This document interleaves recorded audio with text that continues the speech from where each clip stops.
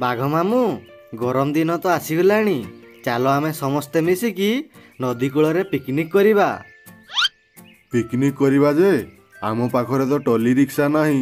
ଜିନିଷପତ୍ର ଗୁଡ଼ା ଆମେ ନଦୀ କୂଳକୁ କେମିତି ନେବା? ବାଘ ମାମୁଁ, ସେଗୁଡ଼ା ତମକୁ କିଛି ଚିନ୍ତା କରିବାକୁ ପଡ଼ିବନି, ଆମେ ଅଛୁ ପରା। ହଉ ତାହେଲେ ଠିକ୍ ଅଛି, କାଲି ଆମେ ସମସ୍ତେ ମିଶିକି ନଦୀ କୂଳକୁ ପିକନିକ୍ କରିବା ପାଇଁ ଯିବା।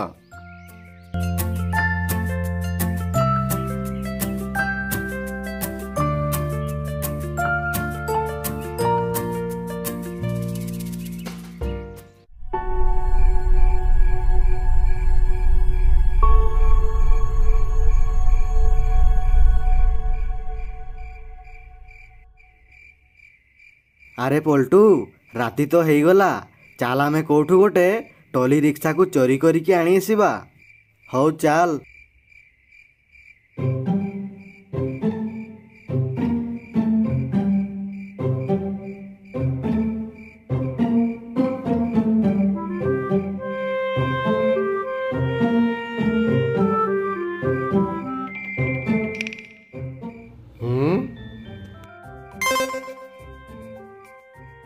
ପଲ୍ଟୁ ଦେଖ, ସେଇଠି ଗୋଟେ ଟଲି ରିକ୍ସା ଅଛି।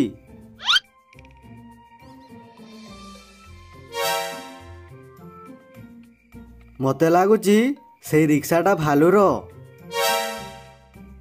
ଭାଲୁ ତ ଶୋଇପଡ଼ିଛି। ଚାଲ ସେଇ ରିକ୍ସାଟା ନେଇକି ପଳେଇ ଆସିବା।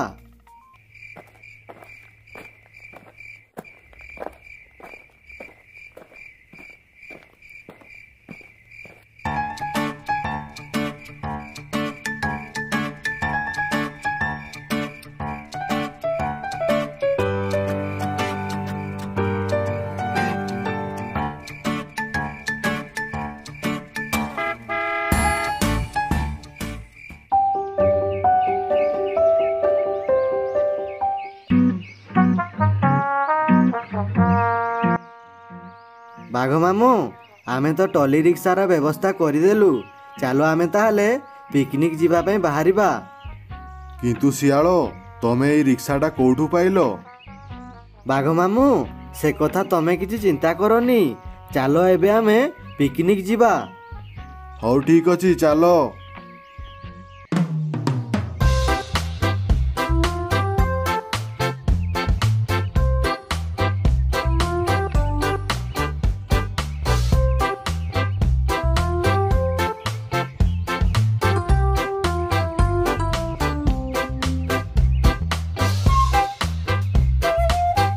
ସମସ୍ତେ ମିଶିକି ଆମେ ପିକନିକ୍ ଯାଉଛେ।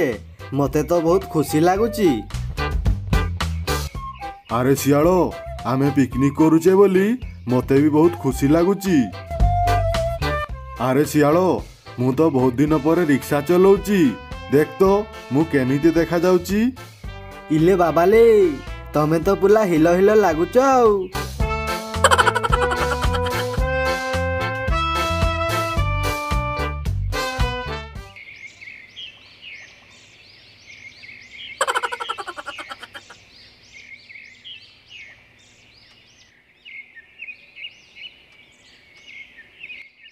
ବାଘ ମାମୁଁ, ଏଇ ଜାଗାଟା ଦେଖିଲ।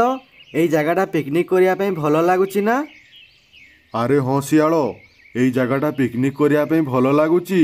ଏଇଠି ଚାଲ ତାହେଲେ ପିକନିକ୍ କରିବା।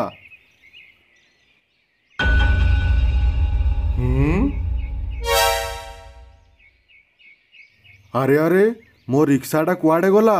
ମୁଁ ତ ଏଇଠି ରଖିଥିଲି। ମତେ ଲାଗୁଛି ମୋ ରିକ୍ସାଟା କିଏ ଚୋରି କରିକି ନେଇଗଲା।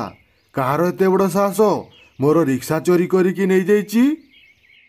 ସେଇ ଚୋରକୁ ଯଦି ମୁଁ ପାଇଛି ନା, ସେଇଠି ହିଁ ମାରିକି ଖାଇଯିବି।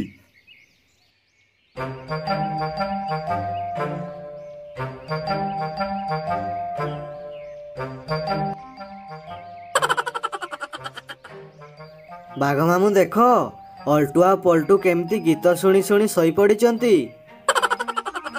ଆରେ ଶିଆଳ, ତମେ ଦି ଜଣ କ'ଣ ଶୋଇପଡ଼ିଛ? କ'ଣ ହେଲା ବାଘ ମାମୁଁ? ଆମକୁ କ'ଣ ପାଇଁ ଡିଷ୍ଟର୍ବ କରୁଛ?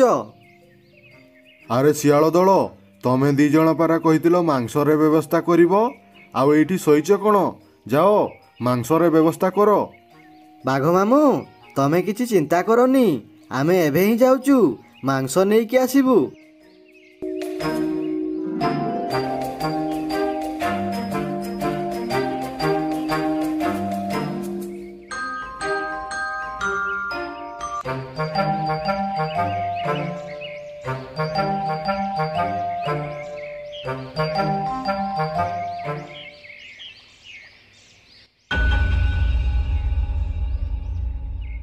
ଆରେ ପଲ୍ଟୁ ଦେଖ, ସେଇଠି କେତେ ଗୁଡ଼ାଏ କଞ୍ଚା ମାଂସ ଅଛି। ଆରେ ଦେଖ, ସେଇ ପାଖରେ ଗୋଟେ ଓଟପକ୍ଷୀ ଅଛି। ଏଇ ମାଂସ ଗୁଡ଼ା ବୋଧେ ସେଇ ଓଟପକ୍ଷୀର। ଏଇଠି ଆମେ ଅପେକ୍ଷା କରିବା, ଯେତେବେଳେ ସେ ଓଟପକ୍ଷୀ ମାଂସ ପାଖରୁ ପଳେଇବ ଆମେ ସେଇ ମାଂସ ଗୁଡ଼ାକୁ ଆଣି ଆସିବା।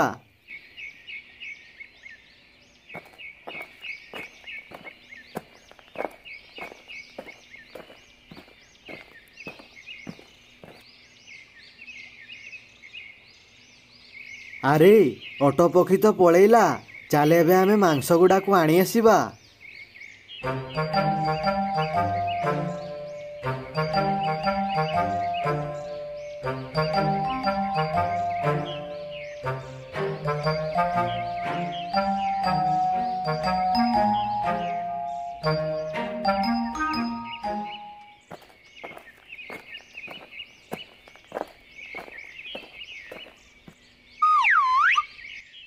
ବାଘ ମାମୁଁ ଦେଖ, ଆମେ କେତେ ଗୁଡ଼ାଏ ମାଂସ ନେଇକି ଆସିଛୁ।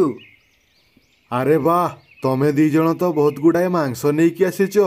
ଆଜି ତ ପିକନିକଟା ମଜା ଆସିଯିବ। ବାଘ ମାମୁଁ ଆମେ ତ ମାଂସ ନେଇକି ଆସିଲୁ, ତମେ ଏବେ ଯାଅ ଏଇ ମାଂସ ଗୁଡ଼ାକୁ ରୋଷେଇ କରିବ। ବାଘ ମାମୁଁ ଆମେ ଏଇ ମାଂସ ଖୋଜି ଖୋଜି ବହୁତ ଥକି ପଡ଼ିଲୁଣି, ଆମେ ଯାଉଛୁ ଟିକେ ବିଶ୍ରାମ କରିବୁ। ହଉ ଠିକ୍ ଅଛି, ମାଙ୍କଡ଼ ଆଉ ମୁଁ ଯାଇକି ରୋଷେଇ କରୁଛୁ।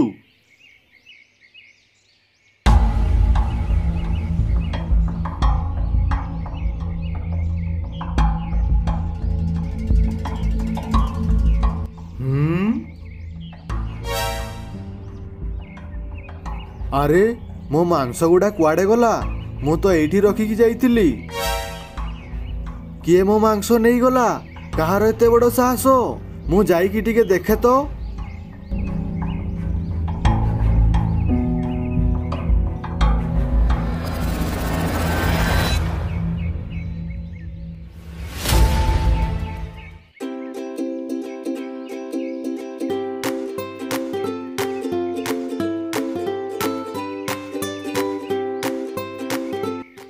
ବାଘ ମାମୁଁ ପିକନିକରେ ମଜା ଆସୁଛି ତ?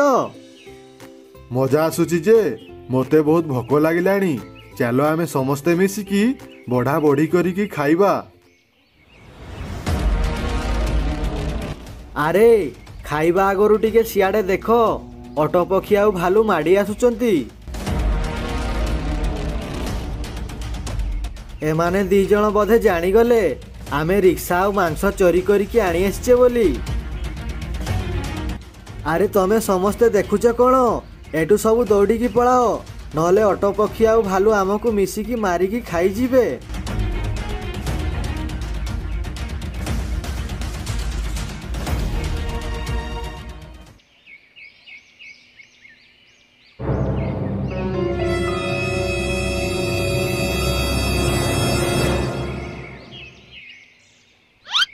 ହୁଁ